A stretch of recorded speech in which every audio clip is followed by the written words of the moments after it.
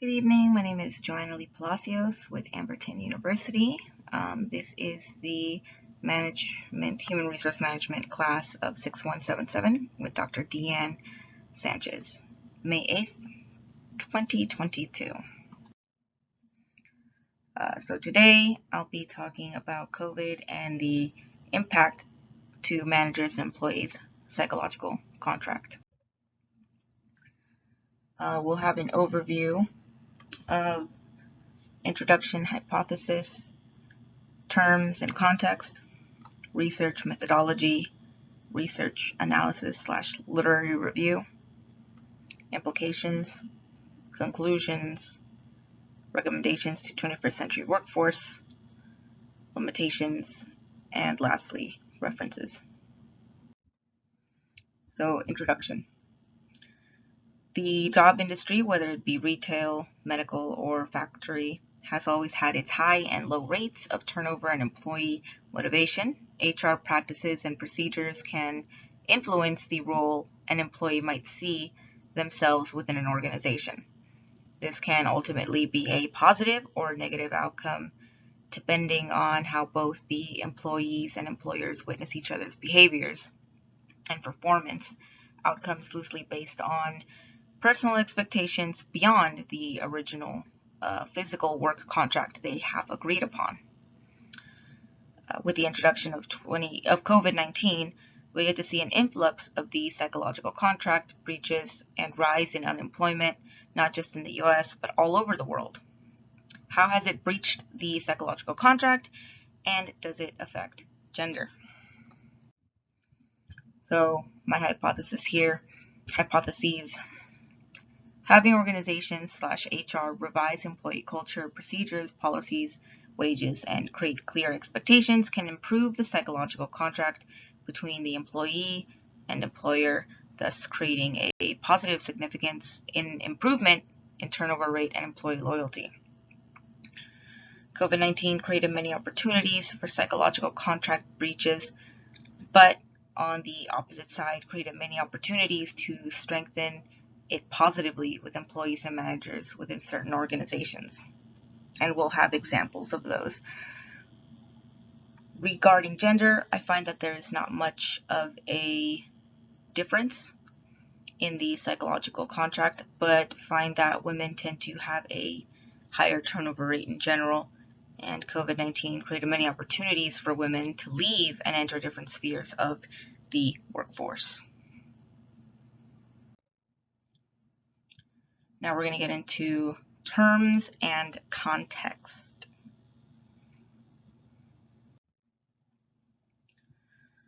Psychological contract. The psychological contract refers to an individual's belief regarding the terms and conditions of a reciprocal exchange agreement between that focal person and another party, i.e., in this case, an organization, a company, institution. So what is included in the psychological contract? Well, for employers, they will provide competitive compensation and benefits. So this comes in the terms of insurance, what kind of insurance is being offered, how much does it cost, and when it comes to compensation, how much are you getting paid versus how much someone else is paying. So will employers be competitive with your pay? Work and home life flexibility. So this goes in regards to many things regarding the hours that one may work and how that is scheduled with the organization, manager, employer. Career development opportunities, which will indicate growth and moving upwards in the company or organization. Employees then will contribute continuous skill improvement, getting better in what they're doing, and increased productivity. Reasonable length of service, so that means possibly not staying less than a year in a job and floating from job to job, and extra efforts and results needed.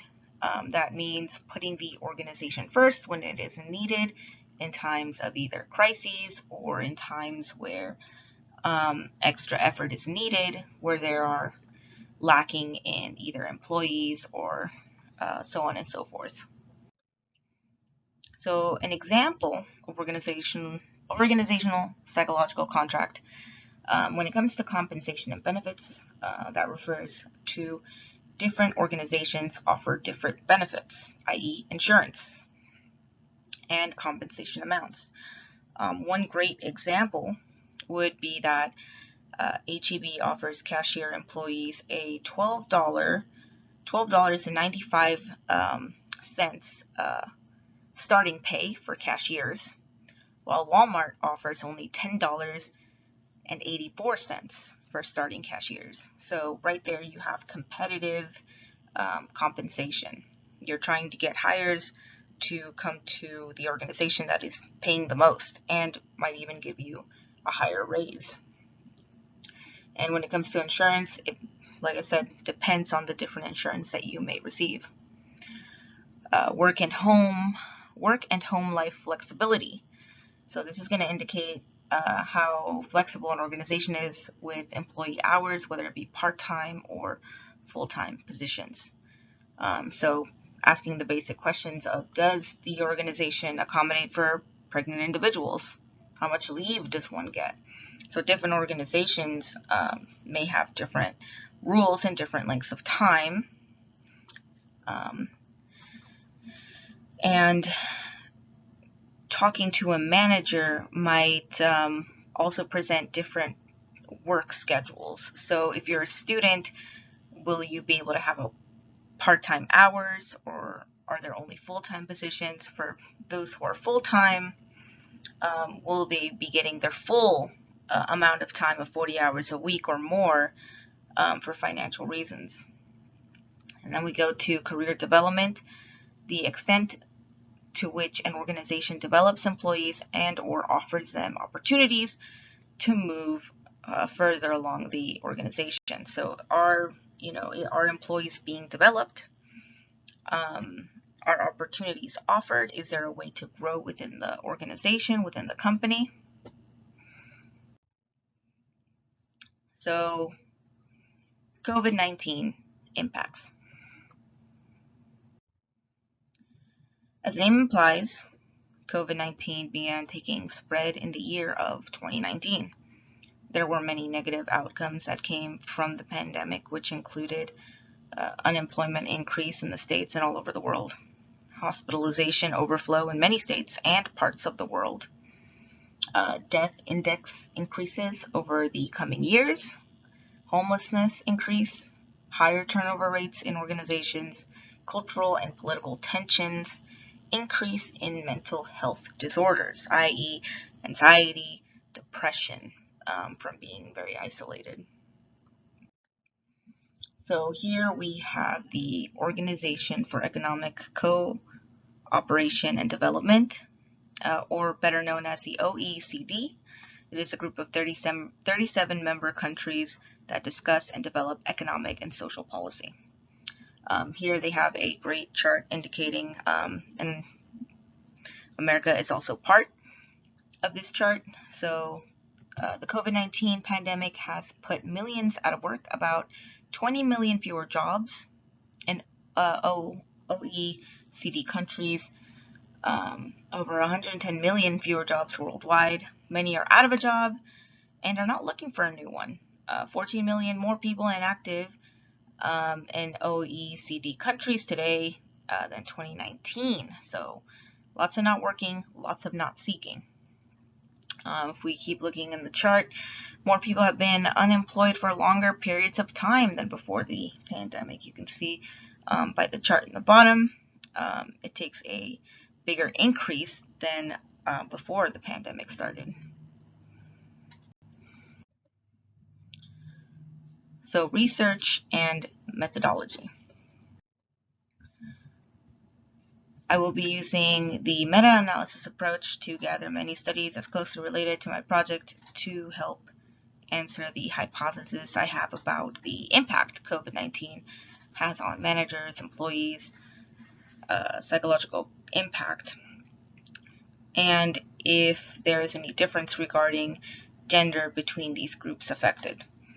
I will also be using personal examples and observations while adding news articles for context and relevance to better emphasize the topics discussed. Some qualitative studies and surveys have been used for some of the research analysis found. So, research analysis. So, studies and examples on the effect of COVID-19 has had on the psychological contract. When it comes to the hospitality, tourism, and travel industry organizations, results in this study revealed that due to unpaid leave during COVID-19, the psychological contract breach increased employees' emotional exhaustion and increased their distrust towards organizations in the hospitality industry. So, to simply put, a lot of organizations, especially in this area, have had to let go of many employees, thus creating a lot of distrust and asking many employees to get on unpaid leave while still retaining a job. So now we have employees that are not working and not making any financial gains while still holding on to a job. So this kind of creates a sort of distrust with the organization. So some examples here. More than 25,000 people in Cathay Pacific alone, which accounted for 75% of all employees, were advised to take unpaid leave. And notice it was more so advised, they were not fired. So the organization tried to keep them within the organization, but that has had its own issues. Apart from the airline, the hotels, tour operators, restaurant sectors were also devastated by the pandemic. And in Vietnam, about 23,000 employees had to take a temporary leave due to lack of customers. In New Zealand, 340 restaurant employees had to be laid off. So we see here that COVID-19 has impacted lots of the tourism hospitality industry, and employees were either advised to take an unpaid leave or were laid off. And this creates a distrust in getting back into the workforce and staying within the workforce.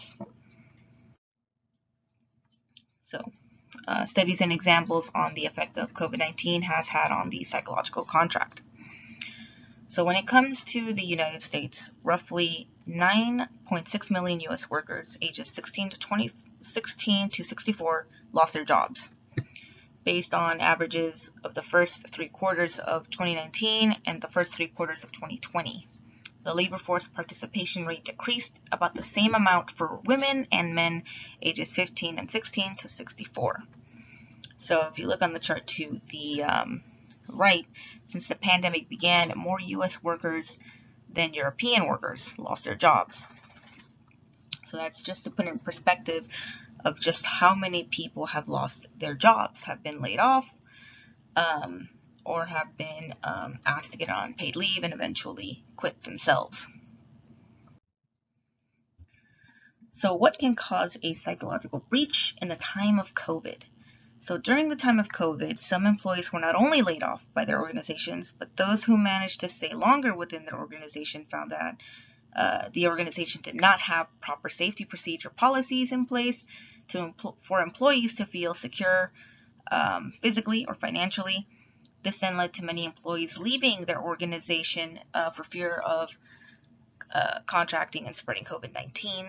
This also created a tension on employees working to request higher wages for being essential workers, more so in hospitals and retail. Finally, with many organizations closing or laying workers off, many employees within organizations felt burnt out and did not have any mobility to move higher within their respective organizations, as new hiring were not coming and creating a standstill for some organizations. So a personal example would be retail during COVID-19 as a leadership role. And so for me, compensation and benefits wise, my retail job added $2 of pay increase per hour for about 4 months. And this is called, at least in my organization, Proud Pay. because the organization was proud that we were still there, that we did not quit, that we did not get COVID. We received disaster pay for contracting COVID in 2019. And I think we were gone for 2 weeks, and we were paid for those 2 weeks in full. The starting minimum wage increased to $15.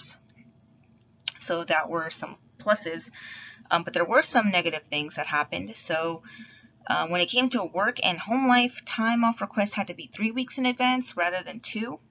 So that became increasingly difficult to balance work and home life, mostly because you couldn't plan very well, especially if you were a student or if you had a second job. Part-timers started working full-time hours. Lots of employees, lots of us were asked to come in during our days off. Shifts sometimes lasted 11 to 12 hours. It was mostly 11 hours for myself, and lunches were asked to be skipped. So I've had my manager ask me to pass on my lunch break so we could keep working. And eventually that did lead to burnout as I was becoming really exhausted and tired, and I thought about quitting as well. Career opportunities, promotions were halted as employees were quitting and not enough people were applying.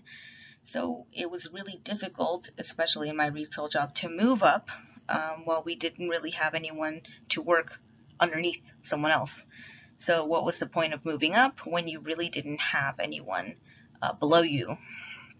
And so department switches were also denied or ignored, meaning they were trying to keep as many employees in their departments because many people were quitting and many people were leaving their departments, thus creating kind of a gap within departments.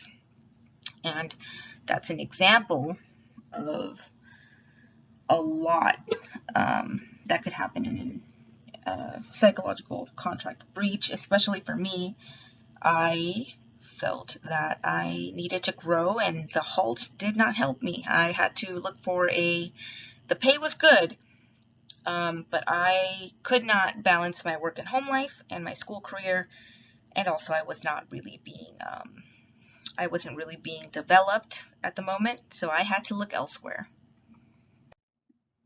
Studies related to psychological contract breaks. So it is argued that when employees notice a breach in the psychological contract, they first become dissatisfied. As time evolving, they lower both organizational commitment and performance.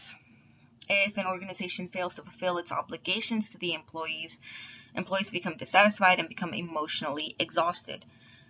Factors associated with employee turnover are lack of motivation, perceived organizational support, organizational justice, and job satisfaction.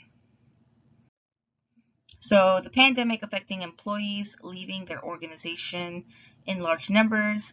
This is an NBC News YouTube video. I do advise you guys to take a good look at it. It basically shows that there was a massive amount of employees from all kinds of areas of the workforce in the United States leaving due to COVID-19, where a lot of these employees talk about not being paid enough, talk about the safety in the work environment, and talk about the turnover rate and basically their psychological contract breaches and dissatisfaction with the job they were currently in. So we can see here a better account on how employees and managers feel about not having this COVID-19 pandemic affect them.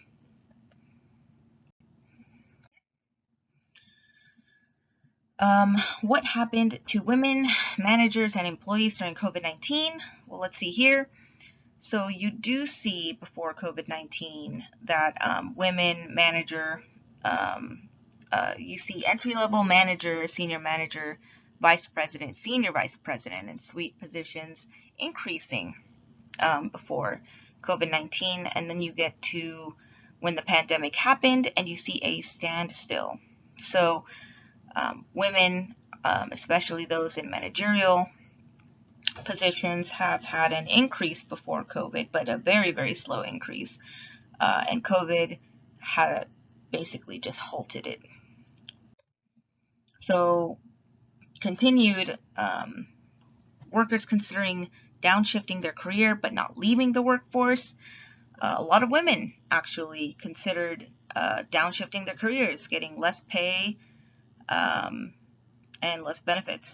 And we see the statistics, those with children, parents overall, those without children, and workers considering leaving the workforce. And a lot of them, surprisingly, were also women. So we have a high turnover rate with women. Related studies here were when respondents in a study were asked whether they would choose a female or male candidate as a CEO of a company that was very successful or struggling. More often during a crisis, people chose women, and people thought stereotypically female skills such as communication skills, the ability to encourage others, were needed to turn things around when the company was in crisis. So by this research, other research suggests that successful women are likely to be disproportionately represented in leadership positions that are risky and precautious, a phenomenon known as the glass cliff, meaning when a crisis occurs, there are opportunities for women to move up in spheres that are higher, managerial, leadership, CEO positions, but it comes at a greater risk where if things go bad for the organization, company, or institution, women have a negative effect there and are more likely to also leave that position as well. And COVID-19 both hindered and opened those opportunities for women. The implications here.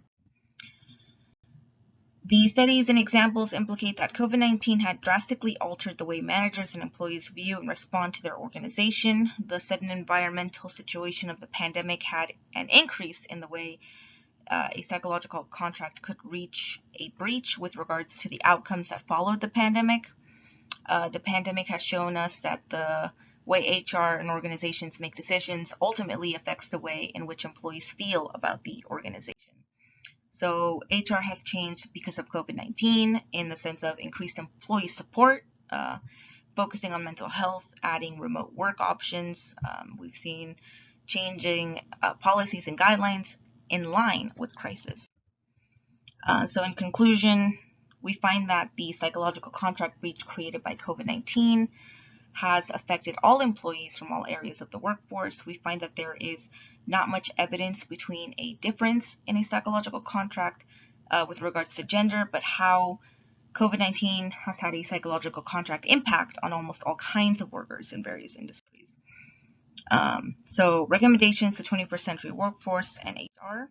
Human resources in managing organizations can really help strengthen the psychological contract through a pandemic or in general by changing along with the environment.